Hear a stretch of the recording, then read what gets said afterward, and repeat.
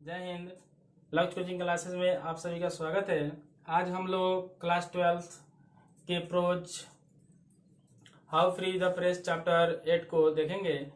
उसकी समरियों को व्याख्यान करेंगे कि प्रेस आखिर स्वतंत्र कैसे है और किन मानों में वह स्वतंत्र नहीं है।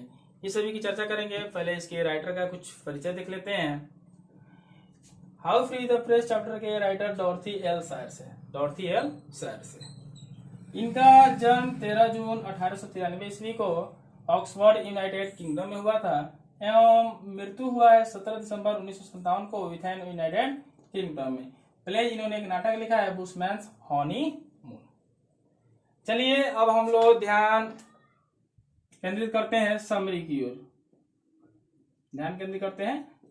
ओर। आखिर जो हाउ फ्री द प्रेस जो चैप्टर है इसका सारांश प्रस्तुत करते हैं कि आखिर ये सारांश हमें क्या बताना चाहता है। How free the press is written by Dorothy L Sayers. How free the press जो चैप्टर है डॉर्थी एल सायर्स के द्वारा लिखा गया है। ये एक महिला है। In this essay she express her view against the misuse of freedom of the press. इस निबंध में उन्होंने दिखाया है कि किस प्रकार प्रेस की स्वतंत्रता का मिसयूज किया जा रहा है, दुरुपयोग किया जा रहा है। It is believe that there can not be free people without of freedom of the press. उनका विश्वास है, उन्होंने यह विश्वास दिलाया है कि बिना प्रेस की स्वतंत्रता के लोग भी स्वतंत्र नहीं रह सकते हैं। मतलब बिना प्रेस की स्वतंत्रता के हम भी लोग स्वतंत्र नहीं है। क्यों? क्योंकि जो प्रेस हमें नेताओं हो, राजनेताओं हो या विभिन्न सारे पहलुओं हो उनके बारे में हमें बताती है और हमें जागरूक करती है। इसलिए प्रेस के बिना हम नहीं है और हमारे बिना प्रेस भी नहीं है। आगे देखते हैं। But we should consider here what that freedom is. लेकिन यहाँ पे उन्होंने बताया कि प्रेस आखिर माने में स्वतंत्र कैसे है और किन मानों में स्वतंत्र है। यहाँ पे उसके बारे में हम लोग जानेंगे। The freedom of press means freedom of direction of censorship by the government। मतलब यहाँ पे प्रेस की स्वतंत्रता बताया गया है कि सरकार के कॉन्सरशिप के द्वारा निर्देशित होना ही प्रेस की स्वतंत्रता है। मतलब सरकार के कुछ निर्देश होते हैं, वो कॉन्सरशिप होता है, उसका अगर पालन करते हुए प्रेस काम कर रहा है तो प्रेस को स्वतंत्र माना जाएगा।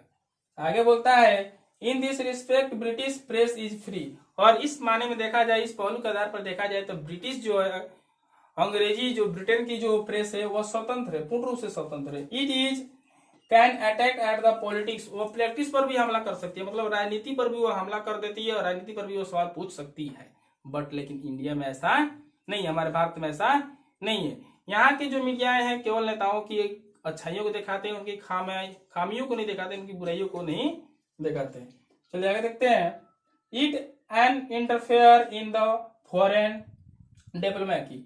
मतलब जो ब्रिटिश की मीडिया है, ब्रिटिश की जो प्रेस है वह इंटरफेयर कर सकती है फॉरेन डिप्लोमेसी। मतलब तुम्हारे विदेशी कूटनीति में भी क्या करती है, इंटरफेयर, दखल दे सकती है कि सरकार को सलाह दे सकती है, सरकार से पूछ सकती है कि आप विदेशी नीति क्या है, आप उन देश से क्या करना चाहते हैं या उन देशों का हमारे देश में क्या काम है, इन सभी पहलुओं पर वह पूछ सकती है। लेकिन भारतीय मीडिया इस तरह का सवाल नहीं करेगी, क्योंकि ये जानती है कि अगर हम सरकार के चापलूसी नहीं करेंगे, सरकार के बारे में नहीं बताते हैं तो आगे चलकर हमें अपने न्यूज बंद करना होगा या प्रेस को कई सारी समस्याओं से जूझना पड़ेगा।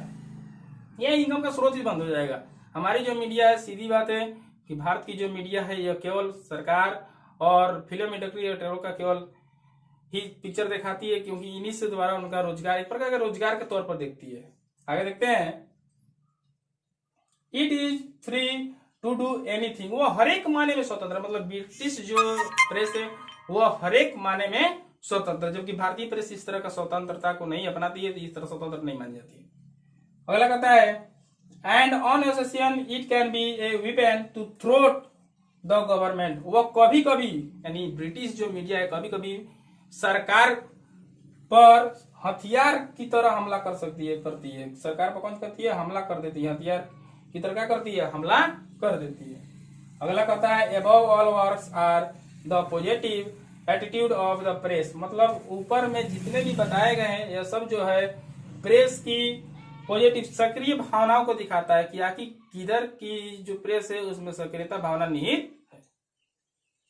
But sometimes this freedom is misused by the press. Our democracy teach us that the state is not the master but the servant of the people। यहाँ पे जो प्रेस हमें दिखाता है कि यानी कुछ समय प्रेस दिखाता है हमें कि मिसयूज करता है आवर डेमोक्रेसी, हमारा डेमोक्रेसी सिखाता है, हमारा लोकतांत्रिक होने का अधिकार सिखाता है कि यहाँ पे राज मालिक नहीं है, यहाँ पे राज मालिक नहीं है बल्कि वह आम जनता का नौकर है। आम जनता क्या है? नौकर है, servant of the people। Advertisement is the biggest source of the income for the press or newspapers। Newspapers और प्रेस का एक प्रकार का यह इनकम का साधन बन गया है कि वे एडवर्टाइज मतलब वो केवल वैसी पहलुओं को दिखाएंगे जिनसे उनका इनकम का स्रोत बढ़ सकता है, उनका न्यूज़पेपर चल सकता है, बस उसी पहलू को दिखाएंगे। So the press design its policy in the favor of the advertisers, मतलब उनके सलाहकार के द्वारा है, उनके मालिकों के द्वारा ही यह सलाह देता है कि यह न्यूज को दिखाओ, वह न्यूज को मत दिखाओ।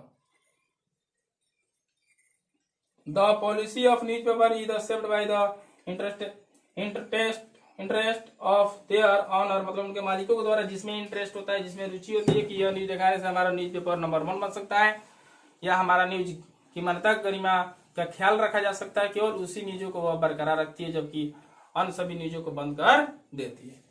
यहाँ बताता है above both factors causes the misuse of the press, मतलब इन सभी पहलुओं को देखते हुए हम देखते हैं कि हमारा प्रेस की स्वतंत्रता का मिसयूज किया जाता है।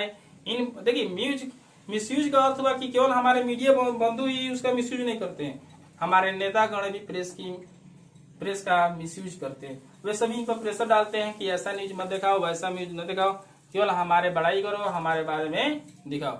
और हमारे प्रेसगण भी जो ये समझते हैं कि अगर हम उनकी बड़ाई नहीं करेंगे, उनकी निंदा करते हैं तो आगे चलकर हमारा प्रेस को बंद कर सकते हैं, विभिन्न प्रकार के पहलुओं को दबाया जाता है।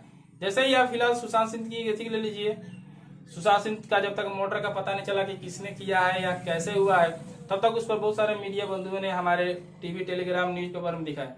लेकिन जैसे ही उसमें फिल्म इंडस्ट्री शामिल हुई वैसे ही उसका न्यूज दिखाने का कर दिया गया, बंद कर दिया गया। इस माने में देखा जाता है आज हमारा प्रेस जो है किसी माने में स्वतंत्र नहीं माना जा सकता है, क्योंकि हम लोग अंग्रेजों के तो गुलाम थे ही, अब हम लोग नेताओं के गुलाम बन कर चुके हैं और नेताओं की जो बात आती है और या फिल्म इंडस्ट्री की जो बात आती है केवल हम उन्हीं पहलुओं को दिखाते हैं। इसी से हमारे प्रेस का इनकम भी होता है।